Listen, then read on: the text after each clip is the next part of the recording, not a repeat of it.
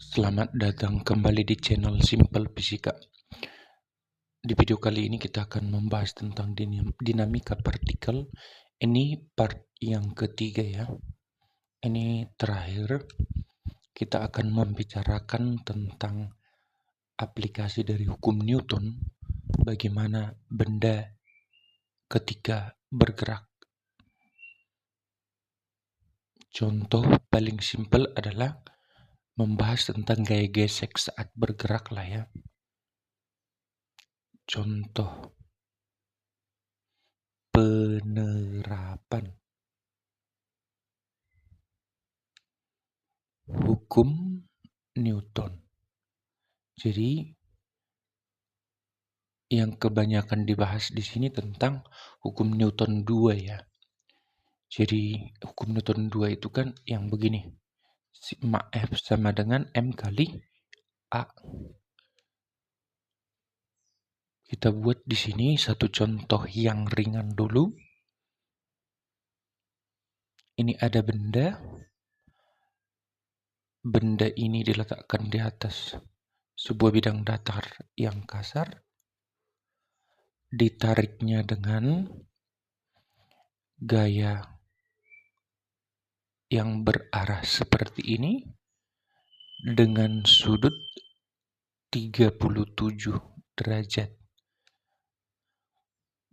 Gaya ini nilainya sebesar 50 Newton. Lalu masanya 5 kg. Terus mu S sebesar 0,6, mu K-nya sebesar 0,3 misalkan. Lalu pertanyaannya adalah, coba hitung gaya gesek yang bekerja. Terus yang kedua adalah hitung percepatannya jika seandainya ada. Itu. Jadi untuk menjawab ini, maka kita harus tahu dulu, kemarin itu rumus gaya gesek kan sudah kita bahas, yaitu mu kali gaya normal. Berarti kita butuh menghitung gaya normalnya. Semisal kita buat dulu di sini, jawab. Untuk menjawab ini, maka pertama hitung dulu gaya normalnya.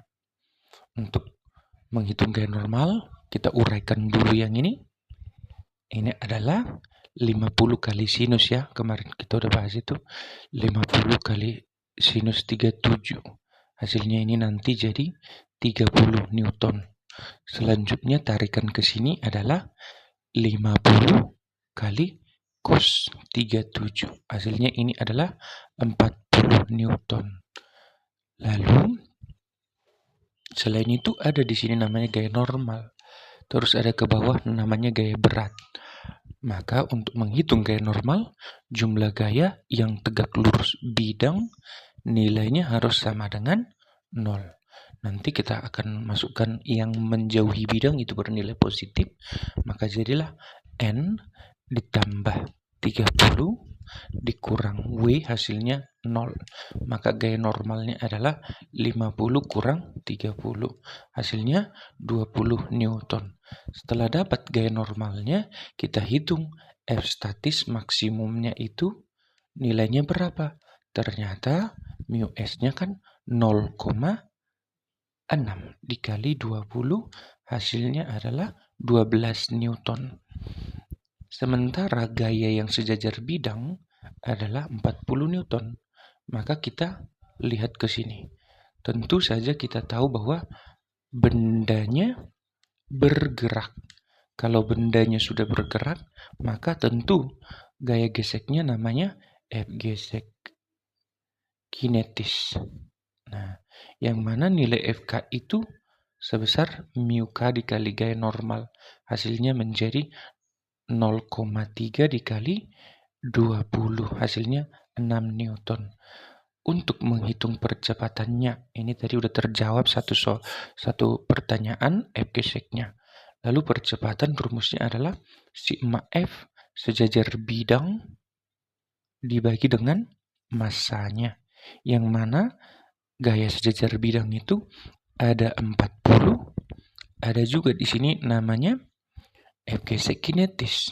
Sehingga jadi di sini 40 dikurang 6 dibagi dengan 5. Hasilnya menjadi 34 ya. 34 bagi 5. Jadi 6,8 begitu. Nah, angkanya agak terlalu besar ya. Seperti itu caranya, guys. Jadi itu salah satu contoh aplikasi dari hukum Newtonnya. Lalu nanti semisal kita bahas tentang yang namanya katrol lah ya, katrol, bolehlah. Nah, ini contoh yang kedua ya. Contoh yang kedua ini saya buatkan katrol modelnya seperti ini. Yang gampang dulu. Ini bidang datar. Lalu ada sebuah katrol di sini. Nah, terus di bidang datar ini ada gaya geseknya. Lalu dihubungkanlah dua benda, satu yang menggantung, satu yang berada pada bidang datarnya. Semisal begini, ini katakanlah M1 ini, M1-nya ini nilainya sebesar katakanlah 4 kg, lalu ini M2 nilainya sebesar bolehlah 1 kg aja deh. 1 kg. Lalu di sini saya kasih μk-nya kecil ya. μk-nya adalah 0,25. 0,25. Oh, jangan 0,2 aja deh, 0,20 gitu ya. 0,20. Lalu nanti saya tanyakan berapakah ini W ya. Nah, berapakah percepatan sistem ini bergerak? Lalu berikutnya adalah berapa tegangan talinya gitu. Kalau ini katrol licin ya, katrol licin. Jadi untuk menjawab dua pertanyaan ini kita di sini jawab. Untuk menjawab ini pertama jangan lupa di sini nanti ada gaya gesek. Kita anggaplah ini gaya gesek kinetis udah ada lah ya. Nah, makanya saya nggak ada lagi kasih tahu di sini μs-nya. Jadi anggaplah ini udah bergerak begitu. Lalu pertama gaya normalnya pasti sama dengan W. Normal di sini maksud saya. Ini ada gaya normal nih, terus ini ada W. Yang mana N-nya nanti akan sama dengan W, yakni sebesar 40 Newton. Lalu yang kedua, F gesek kinetisnya berarti 0,2 dikali dengan 40. Hasilnya adalah sebesar 8 Newton lah ya gaya geseknya. Lalu ingat di sini nanti tidak ada gesekan sehingga untuk menghitung percepatannya dengan menggunakan hukum Newton 2 A sama dengan sigma F dibagi dengan M, yang mana nanti dia sigma F-nya itu adalah W dikurang FK jadinya. Yang mana ini berusaha menggerakkan, yang ini menghalangi. Sesimpel begitu ya. Lalu dibagi dengan semua massa yang digerakkan. Massa 1 tambah massa 2. Begitu. Jadi akselerasinya itu nanti kita akan dapat sebesar W-nya ini kan 10 nih. Jadilah 10 dikurang dengan 8 tadi dibagi dengan massa semuanya adalah 4 tambah 1. Hasilnya menjadi 2 dibagi 5. 0,4 meter per sekon kuadrat. Seperti itu untuk percepatannya.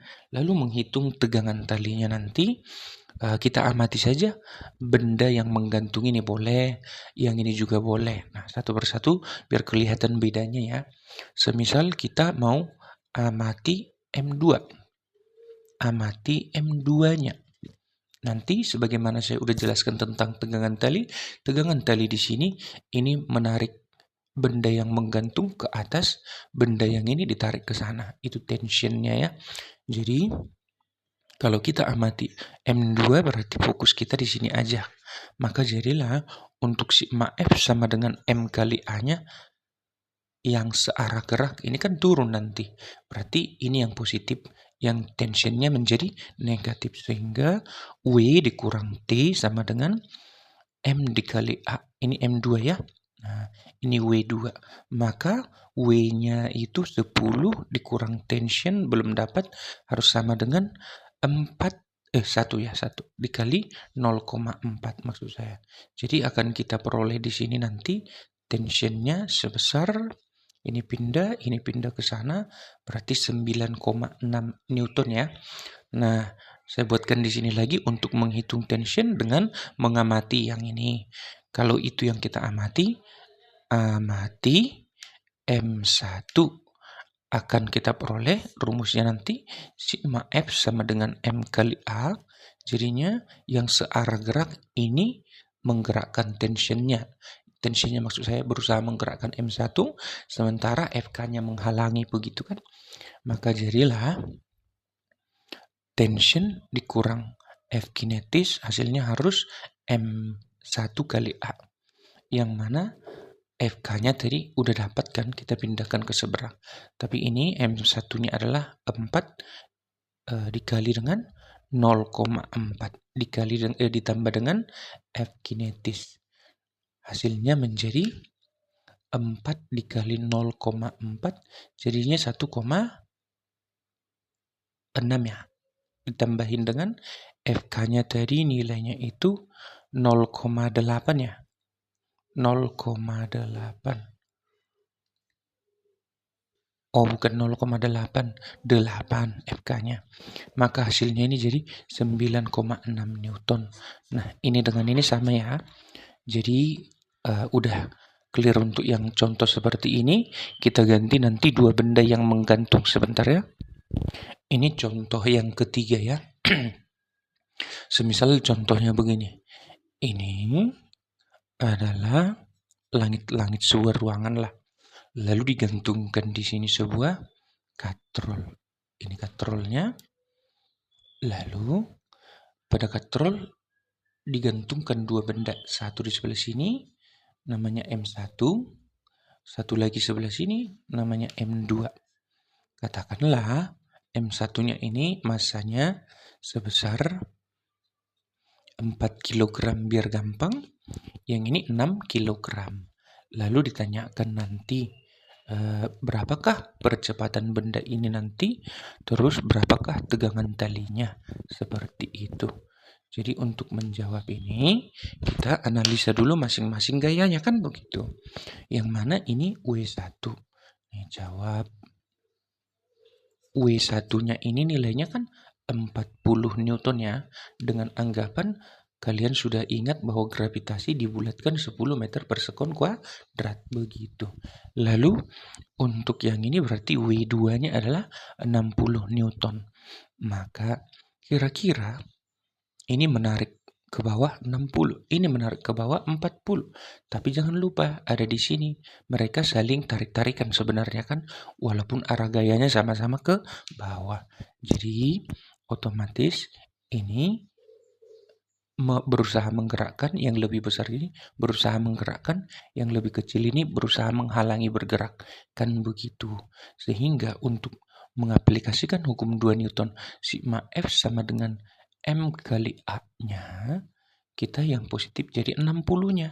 60 dikurang 40 sama dengan masanya siapa? Massa dua-duanya dong, karena dua-duanya digerakkan. Jadinya 4 ditambah 10 dikali percepatannya. Jadi 20 sama dengan kok 4 tambah 10, 4 tambah 6 maksud saya. 4 tambah 6 jadinya 10A. Maka kita akan peroleh A-nya adalah 2 meter per sekon kuadrat. Begitu. Oh, berarti ini nanti akan naik dengan percepatan segini. Dan ini akan turun. Untuk apa saya ingatkan itu? Jadi begini. Tensionnya di sini kan akan sama nilainya. Karena anggaplah ini katrol licin. Jadinya untuk menghitung yang namanya tensionnya kita buat seperti tadi, jika yang kita amati M1-nya, maka yang searah gerak itu kan tension, yang W1-nya melawan. Sehingga untuk penerapan sigma F sama dengan M kali A-nya menjadi T dikurang W1 sama dengan M1 kali A. Yang mana datanya tadi kita udah tahu W1 itu 40 ketika pindah ke seberang jadi positif 40 ya. Ditambahkan dengan M1 itu 4 dikali 2 dari percepatannya hasilnya 48 Newton. Bagaimana jika yang kita amati adalah M2? Kalau yang kita amati M2-nya berarti arah geraknya kan turun ya ke bawah. Maka dalam menerapkan hukum 2 Newton ini, sigma F sama dengan M kali A-nya menjadi W-nya yang positif, jadinya W2 kurang tension sama dengan M2 kali A-nya. Sehingga T-nya yang pindah ke arah kanan.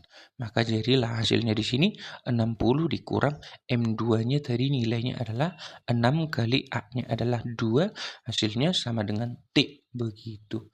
Maka 60 dikurang 12 itu adalah 48 Newton. Itulah tegangan talinya. Sama ya hasilnya begitu. Nah mungkin satu lagi yang terakhir tentang elevator. Karena elevator ini sangat sering ya. Nah ini jenis contoh soal yang berikutnya yang elevator tadi saya sebutkan. Semisal ada sebuah elevator nih. Elevator. Ini elevatornya lah ini. Lalu ada orang di sini. Katakanlah orangnya saya buat seperti inilah ya. Karena saya nggak bisa menggambar. Jadi si orang ini sebenarnya punya gaya berat ke bawah namanya W, terus punya gaya normal ke atas N. Ketika arah geraknya nanti ke atas atau ke bawah, kalau V tetap, V-nya tetap, tahu kan V ya, kecepatan, laju geraknya tetap konstan, maka sudah pasti gaya normalnya sama dengan W begitu. Terus kalau dia dipercepat. Nah, untuk dipercepat ini kayak semacam kamu naik elevator, tiba-tiba pas mau naik ke atas ditarik elevatornya, kamu akan merasakan desakan kaki kamu ke lantai itu makin kuat ya. Seolah berat badan kamu membesar. Nah, N yang disebutkan di sini ini namanya berat semu. Nah, kalau ada kata-kata menanyakan berapakah beratnya atau seolah-olah menjadi berapakah beratnya, nah itu adalah gaya normalnya. Jadi untuk yang dipercepat maka kita perhatikan arah geraknya kemana.